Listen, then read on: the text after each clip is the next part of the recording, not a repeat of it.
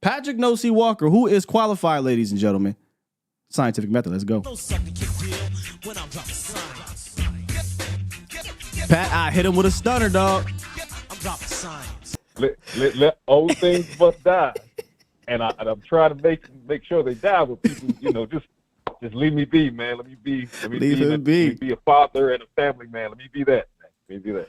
Good morning, man. I'm in a great mood. We had a fantastic meeting last night in regards to some other things. Can't wait to go into detail about that. But we're talking Cowboys today, man. We're talking Cowboys today, and one of the things that I really wanted to talk to you about, and I want to give you and Nicole a lot of credit, and Nick as well, is the ability for you guys to humanize these players.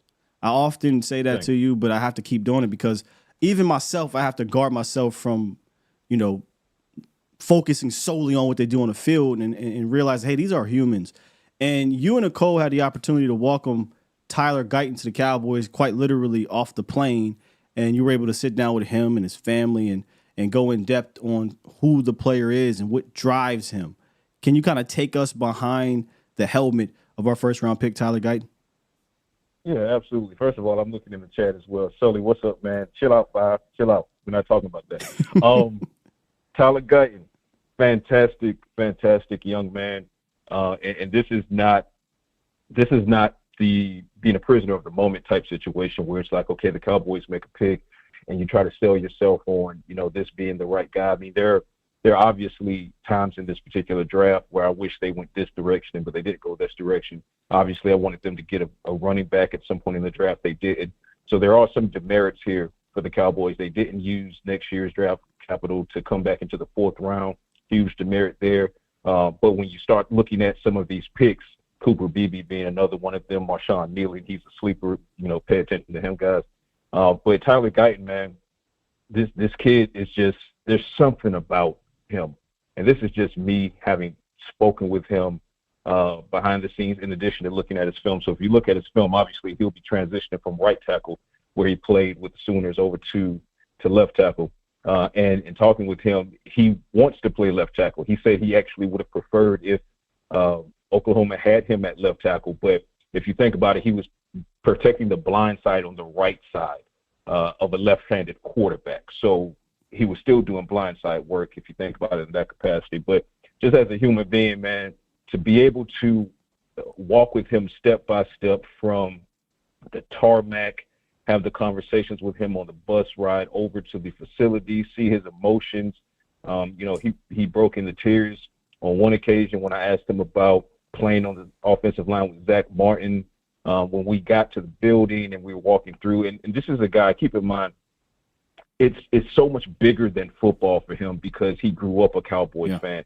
And a lot of people say that, but you don't always feel that emanating from their person. And that is exactly what you feel from him. His support system is fantastic. His dad, very emotional as well. His brothers were there. His mom was there. His, a former teammate from TCU, a lifelong friend of his was there. I mean, his support system is fantastic. All of these individuals also diehard Cowboys fans. You saw his father in tears. You saw his father putting on the Cowboys helmet, putting on Guyton's jersey. You saw him lay on the star at the practice facility. So this is what's pushing Tyler Guyton. You saw Guyton literally lose his breath when he realized that his locker was next to Zach Martin. This kid wants to come in and not simply be great. He would want to be great for any NFL team, but he has the added impetus of wanting to do it for the Dallas Cowboys. And he has the family and the support system that wants him to be not just an NFL great, but a Cowboys great. So all of this plays into, his ability, his skill set, his stature. This is a huge human being. His wingspan is just magnificent. His ability to play laterally, get in the way of guys and steer guys where he wants them to go. Now, does that mean that he is, Tyron Smith right off the bat? No. Let's qualify this, okay? So for all of the things that I'm saying that are positive about the young man, let's make sure that we're qualifying this and saying he is not Tyron Smith right off the bat. He is going to have to go through a crash course this summer with, rookie minicamp beginning next week. and then obviously mandatory mini camp in June, training camp, preseason. He's going to have to go through the crash course to be ready to be the day one starter come week one. That's a fact. But as far as his ceiling is concerned, still, his ceiling is extremely high. His drive to succeed is extremely high. And when you combine those two things with the support system he has and the coaching staff he's coming in with, I see good things in year one with the potential of great things not long thereafter. You know, he kind of reminds me of, well, not he, but his situation when Tyler Smith came in. I think there was a lot of like question marks around Cowboys Nation. But then once you heard him speak, right, once he got to the press conference, once you guys kind of gave us some nuggets on Tyler Smith, a lot of people were like, oh, the player behind the helmet actually gives me some excitement about what he could be for the future. You know, because sometimes you get, no offense, but you get players who don't really love the game. You get players who just love what the game can do for them, and they don't have that same drive. And Tyler, you felt it and you heard it. And both Tylers, right, Guyton and Smith, you felt it and you heard it. And even if you have reservations about Guyton long term, I think that's something that you can kind of say, okay, look, if this kid wants to if he's going to put in that work, then I know he'll get better. How much better? That's the question to be seen. But I know he'll get better because he's willing to put that work in. 100%. He's going to.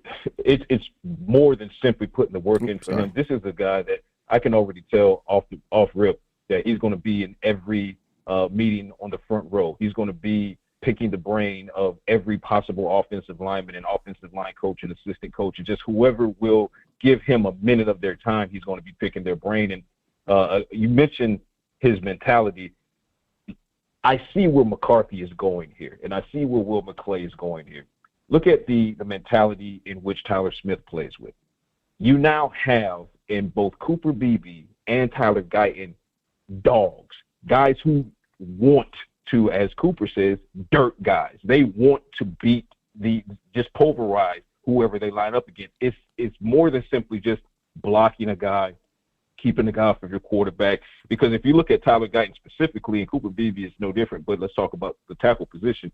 Obviously, one half of that equation is pass protection. That's where Tyler Guyton needs to be more consistent. He showed flash and being able to protect the blind side, and that gives me enough confidence to say, okay, he can get that part down pat, hopefully by the time week one rolls around. But there you go. But when it comes to run offense and blocking for the run, he thrives. He's looking for the contact. He's seeking out guys to put on their back. And that next to a guy like Tyler Smith, who has the same mentality. He came in last year, 2 seasons ago, and what was said about Tyler Smith, right? They said, oh, well, you know, he's coming from a small program in Tulsa, and who's this guy, and it's not going to work. 2 years in, he's an all-pro, okay? First year, he was a breakout guy if you consider the fact that he was asked to move from left guard to left tackle with no tackle snaps in training camp at all, and then helped save the day at left tackle. And then they put him back at left guard in year 2, and he was like, hey, let me just win an all-pro, no big deal, okay? Combine that with the Cowboys' hit rate in the first round offensive lineman, it is literally 100%. Statistically speaking, law of averages, sooner or later, it's not going to be 100%. Yeah. But until it's not, it is, okay? So there's grace that's provided there as well, as far as I trust that McClay knows what he's doing, because in the Will McClay era, he's not missed yet on a first-round offensive lineman, and Guyton has the tools. Some areas he needs to improve upon, but when it comes to his demeanor, work ethic, run blocking, support system, wanting to be great for an organization that he grew up just dreaming about playing for, all no pun intended, but the stars are aligned for this kid. Let's stick right there with the NFL draft there. What picks do you think, it could be one or it can be a bunch, do you think sent a message to the fans and to that locker room, and what is the message? 2 things. One, I think the message is being sent that the Cowboys they're not kidding around when it comes to their offensive line anymore. Mm-hmm. They're not interested, particularly Mike McCarthy. He's not interested in the carousel of personnel, due to injury. He's not interested in lack of availability issues. You saw them not willing to pay Tyron Smith because of availability issues, even though he was coming off of a Pro Bowl caliber year. Mike McCarthy wants to rebuild and revamp this offensive line, and he's done that. He not only doubled down. He tripled down. Don't forget Nathan Thomas in the 7th round. He's got some ability as well. So I think the Cowboys are finally getting back to the era of, I equate it to Tyler Smith being the Tyron Smith pick, right? Because what happened after the Tyron Smith pick? You went out and you got Travis Frederick, you got Zach Martin. Well, after Tyler Smith, you went out and you got Tyler Guyton, you got Cooper Beebe, and we'll see if they go another first round in the next couple of seasons. But this is similar in that era in which the Cowboys are looking to build from the trenches and hopefully win games that way. And that's how you win games in the NFL. So the offensive line is back for the Cowboys. I'm willing to go out here and say that, because even with the opportunities that Tyler Guyton has to improve, when you look at a guy like Cooper Beebe and you slot him in between Tyler Smith and Zach Martin, who wants to line up against that interior? Hey, who wants to? Hey, Pat, I'm excited to see Nate Thomas slide inside the guard too. I know it may be a 2025 pick, but bro, if BB works out at center and Zach Martin retires, bruh, BB, Thomas, and Smith on the inside. I love Zach Martin, but these dudes are road graders, and they'll move guys off the rock. Absolutely. And also when you talk about Tyler Guyton, for example, speaking to this same topic, I asked him, I said, are you ready to go? And this was kind of piggybacking off of me asking him about lining up against Micah Parsons, and he was saying how excited he is. He said, quote unquote, iron sharpens iron. He's looking forward to it.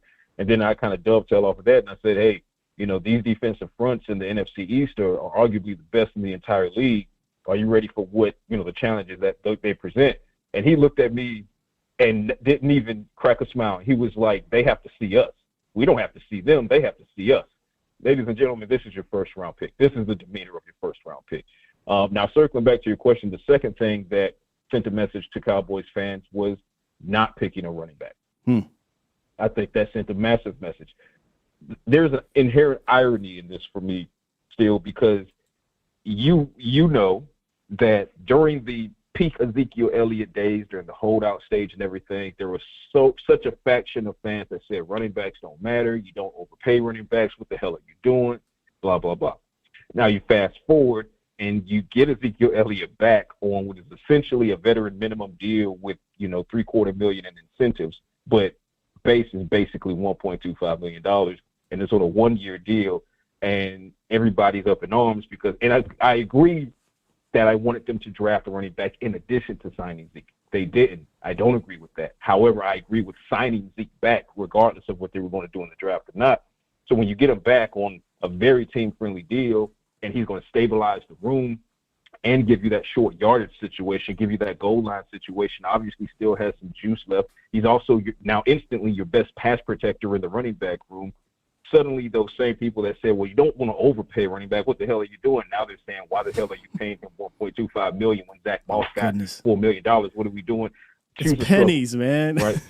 Right. Choose a struggle. You got to choose a struggle, right? You can't move your struggle posts, right? You got to choose a struggle. So I feel like that sent the message that the Cowboys are I'm not going to say devaluing, but they don't look at the running back position now the same way they did then when they used a 4th overall pick on Zeke and then made him the highest paid running back in NFL history. Now they're saying, well, we need linebackers as well. So you go in, you get Marist out of Notre Dame, Leofau, and at that point, you know that you don't have a 4th round pick.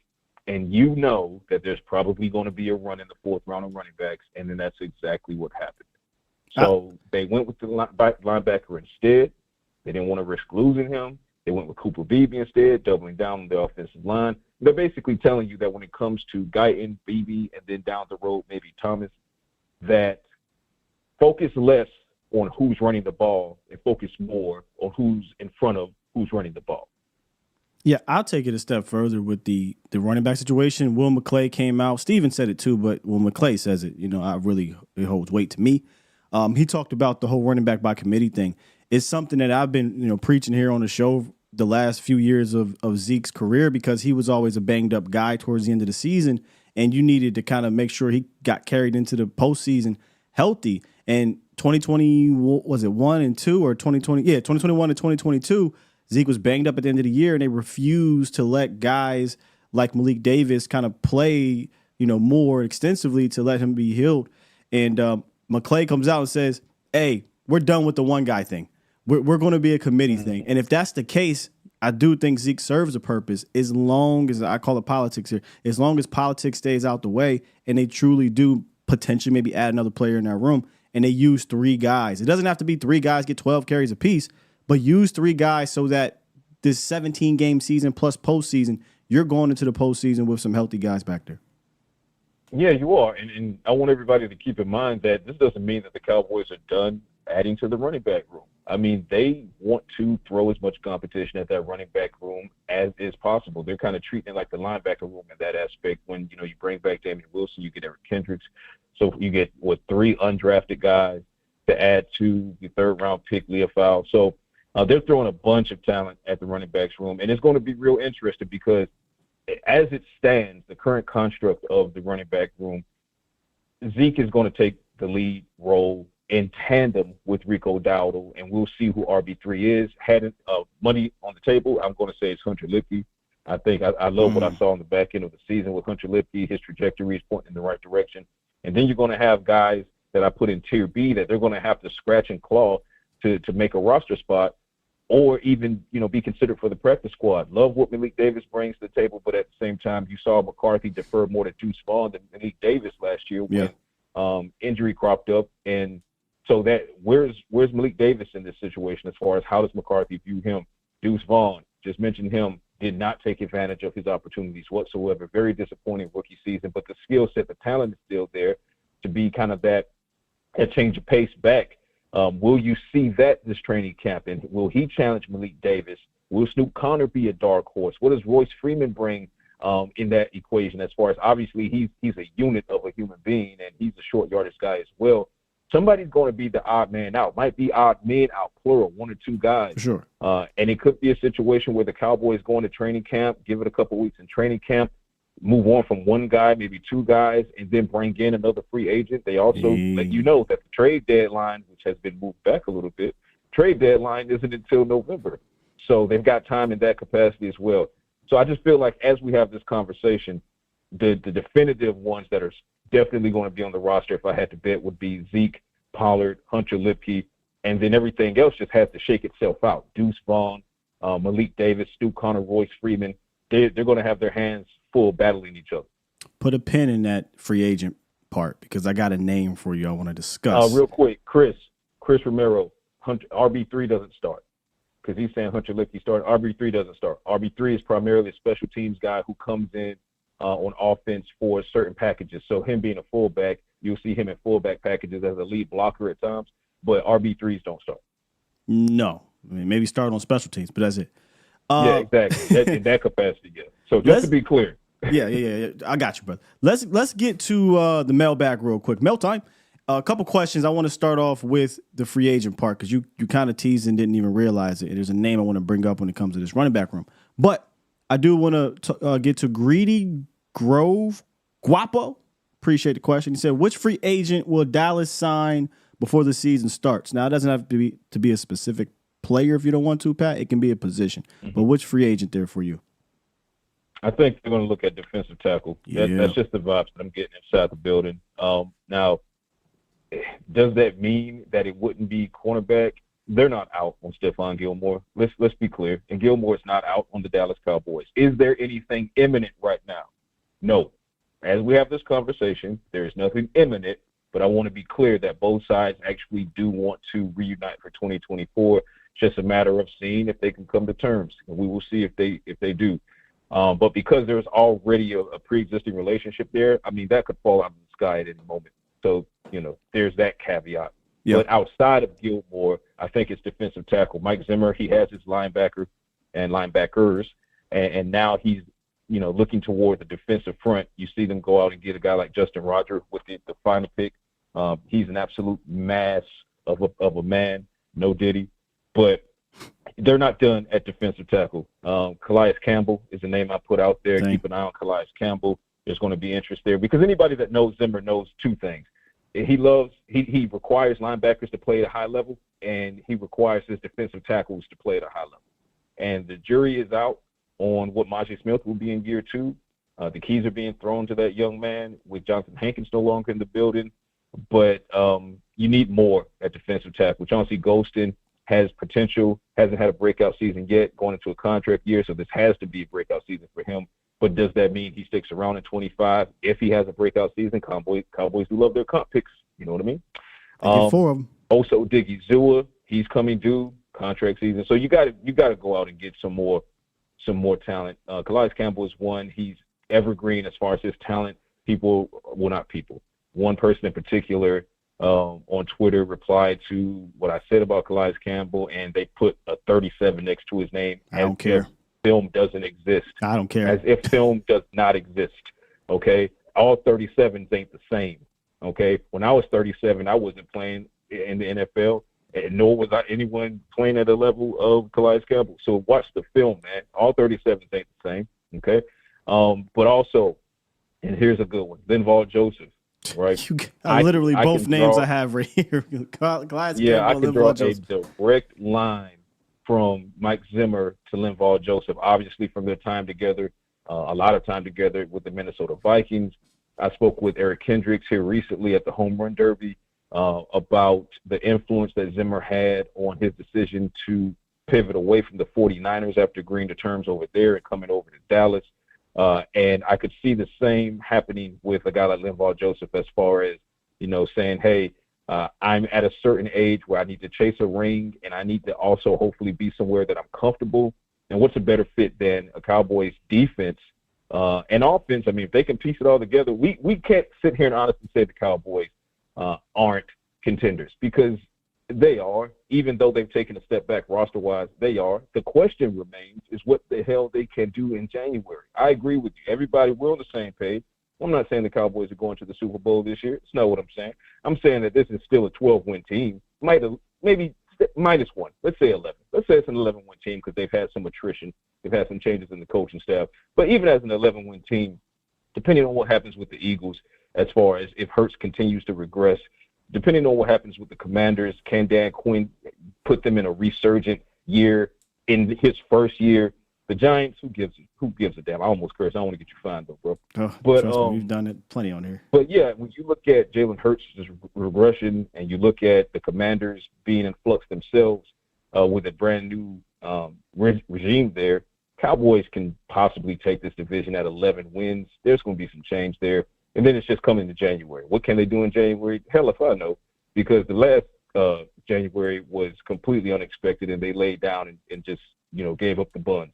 So hopefully that doesn't happen again. But if you're Linval Joseph, you can come into a situation where you know that you'll be put in a position where you could possibly make a playoff run, and you're doing it on a defensive unit that has like Micah Parsons, former teammate Eric Kendricks, DeMarcus Lawrence, Malik Hooker playing behind you, Trayvon Diggs, Deron Bland, Jordan Lewis, and then it's all orchestrated by guess who? Mike Zimmer, a guy that you're familiar with. You don't have to relearn a whole new playbook. You know his playbook. So keep Linval Joseph in mind as well. I would sign both of them dudes. But, yeah, for me, it would be Calais Campbell and Linval Joseph were the two names I had up here. The Cowboys defensive tackle room is extremely scarce and scarce in guys that, aside from Rodgers, that Mike Zimmer is really accustomed to. And I'll get into that a little bit more in depth in the mailbag. But you brought up linebacker very briefly. Prior to Damian Wilson, a name that I thought would be interesting to keep an eye on was Anthony Barr. Again, you talk about direct link of Linval Joseph, and obviously Barr played here, but under Dan Quinn. Barr was a Pro Bowl player under Mike Zimmer too, and that linebacker room is pretty young, right? Aside from Eric Kendricks, it is an extremely inexperienced young linebacker room, and it wouldn't shock me if they look to add even another veteran at some point if Damian Wilson doesn't work out. But I want to get to the running back room. I could see that. I could see that if Damian Wilson doesn't pan out in his reunion with the Cowboys, because in looking at the linebacker room, I think that they're looking at Eric Kendricks outside of Michael Parsons because he's edge though. But they're looking at Eric Kendricks as far as off ball is concerned to be that leader, to be that guy. And then Damone Clark, they're expecting him to finally take that step. But they're not going to want to take too many reps away from a guy like DeMarvion Overshown, who's coming back, and he's going to need as many reps as possible because not only is he returning from a torn ACL, so the more reps the better as far as getting him back to physical condition and playing condition, but since he was a red shirt, he's essentially a rookie. and he has that mental learning curve as well. So the more reps, the better. And we talked about Maris Leofau, right? So you want your redshirt rookie and your actual rookie to get as much playing time as possible in rotation with Kendricks and Damone Clark. So that also makes me wonder, how much time will Damian Wilson even see on the field? Yeah. And if that time is going to be minimal anyway, then maybe they steer away from adding anyone, be it Anthony Barr or anyone else, and they really just want to see how it plays out with the young group. I tell you what, if that's the case, and I'd imagine that's what they want. They absolutely want Clark and Overshown and Leofau to be the guys, right? But if they do decide to carry 5, I'd rather swap out Barr for Damian Wilson on the sheer fact that Barr can help these young guys like a Kendricks can. Kendricks is the only voice I think in that room. I know Damian Wilson won a Super Bowl, but he doesn't know this scheme either, where Kendrick knows it like the back of his hand, and so does Barr. So if they're going to roll with the young guys, but they want to have that veteran on the back end, on the front and back end, why not sandwich it with, Barr and Kendricks? I think that would be because Damian Wilson would be more better? Like the better player right now? No, not possibly, but where I'm going with it is free agency is a two-way street, yeah? And Anthony Barr, although he was out of the league for the most part last year, he might want to play. Whereas Damian Wilson might be in a mental space where he's like, look, I want to help where I can. So that goes to it as well, because keep in mind the first time that they signed with Barr, the reason he didn't go elsewhere was because he knew that he could be a starter here based on their linebacker situation at that time. Well, that's not the situation anymore, and it was up until Eric Kendricks came. So now that that's happening, you already have effectively you have your top 3 linebackers in Kendricks, Damone Clark, and DeMarvion Overshown, and then the rest just fleshes himself out. So I think you have to take that into account as well. Now, I'm not saying, because I haven't spoken with Barr recently, so I'm not saying that that's where his mindset is. I'm saying that's where his mindset was a couple of seasons ago, and if it's still there, then you combine that with, is Damian Wilson physically better than Barr? Because Barr had his struggles 2 seasons ago as well, right? So unlike Calais Campbell, Barr hasn't been evergreen on the football field. So a lot to consider there. Good name, but a lot to consider. Let me take you on the other side of the ball to answer Greedy's question here.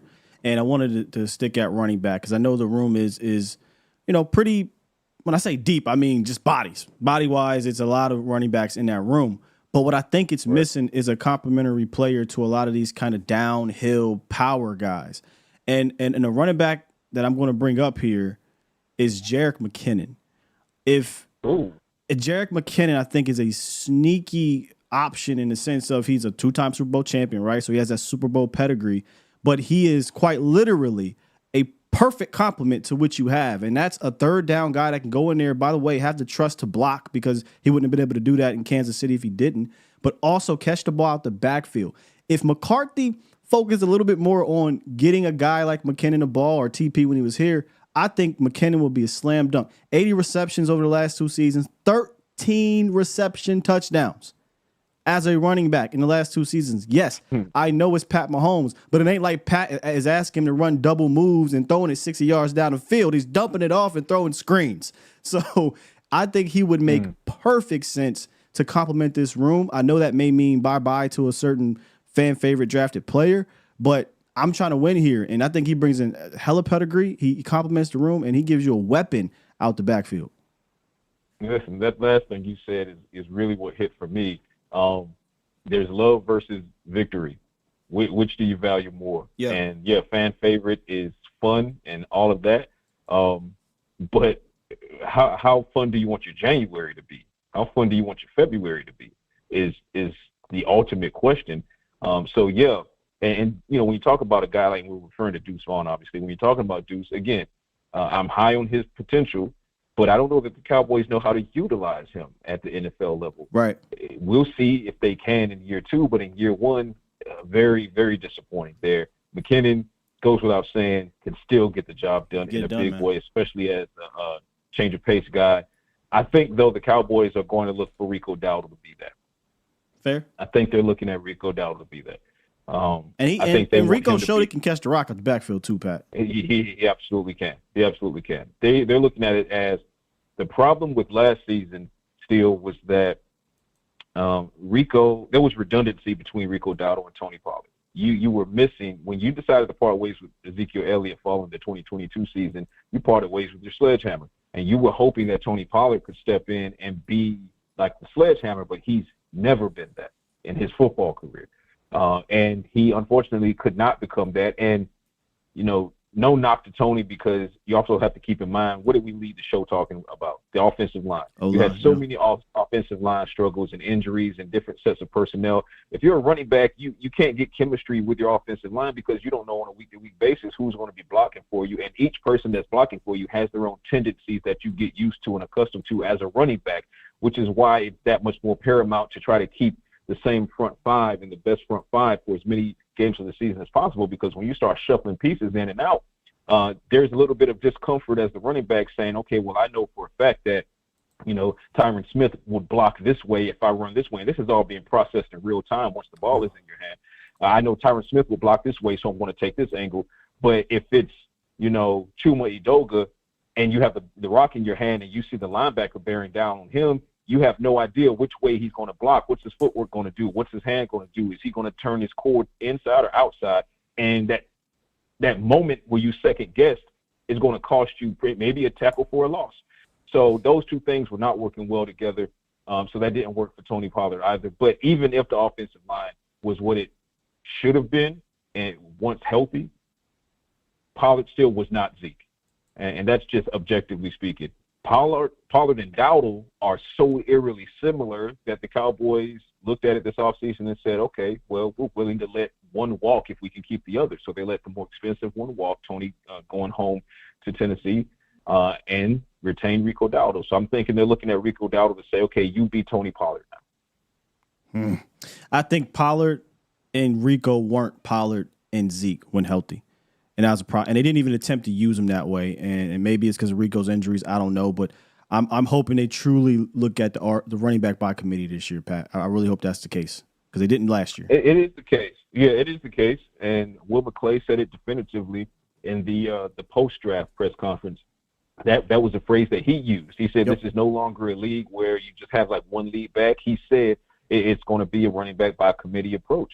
And that's what the Cowboys are looking at. So, the Cowboys are not looking for Ezekiel Elliott to be what he was in 16, 17, 18.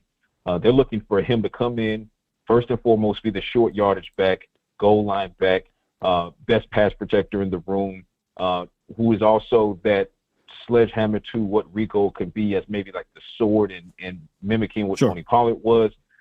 Mix in Hunter Lipke, not as a starter, but mix in Hunter Lipke and whomever else they choose to carry on the active roster. And I also want everyone to keep in mind, practice squad exists as well.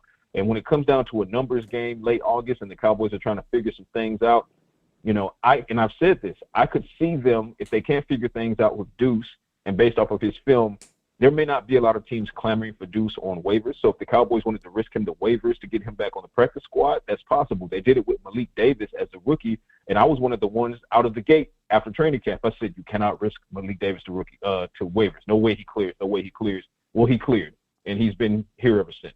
So those types of things, I say you just have to let play out organically, but it begins right now, though, with off-season conditioning, mini camp, training camp. Let's see which one of these guys behind behind Dowdle and Zeke really, really want to stick to this roster. But it will be a committee approach, though.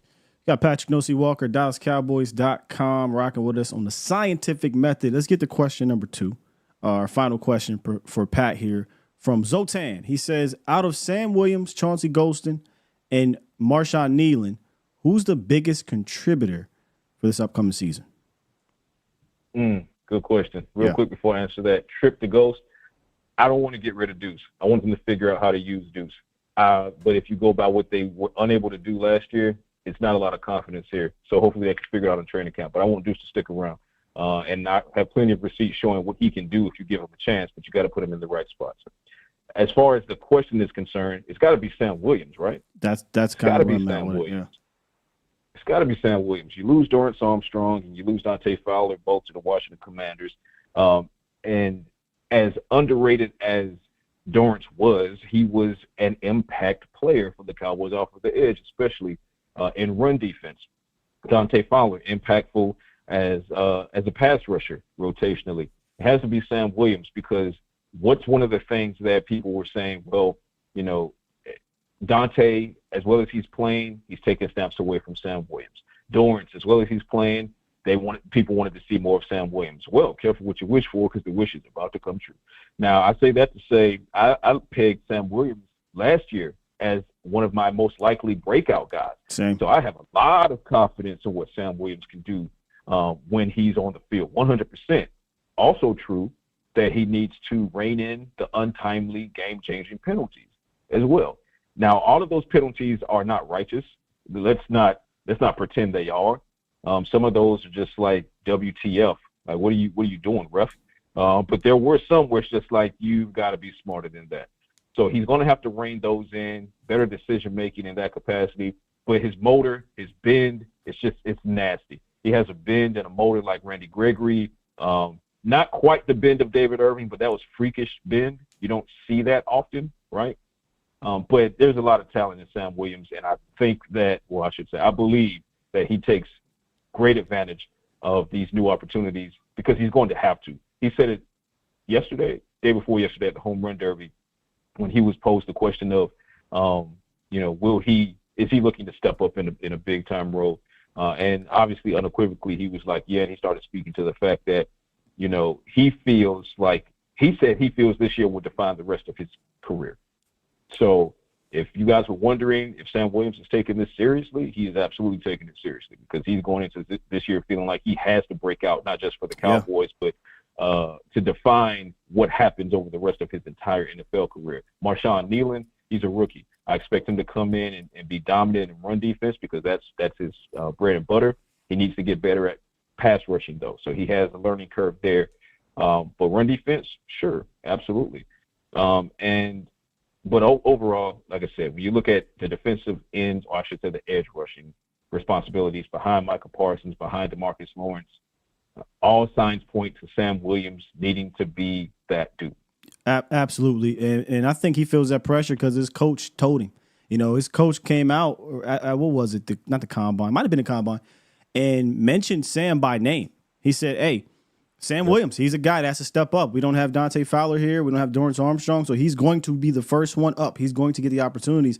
And I find it hard to believe that with those opportunities, his production doesn't meet what it's been doing or exceed what it's been doing the last 2 years, where he hasn't had those same amount of opportunities. So if Sam Williams isn't the answer here, and it is a rookie or a rotational guy like Golston, who's more of a run guy, that probably doesn't bode well for the Cowboys, right? The Cowboys need Sam Williams to take that next step as a pass rusher, because if he doesn't, and it's Marshawn Kneeland outproducing him, it's a Chauncey Golston outproducing him, the odds of you having a better pass rush or trying to maintain that pass rush level, I think, are slim to none, because they don't have those sheer pass rushers behind D-Law and Micah. So you need Sam.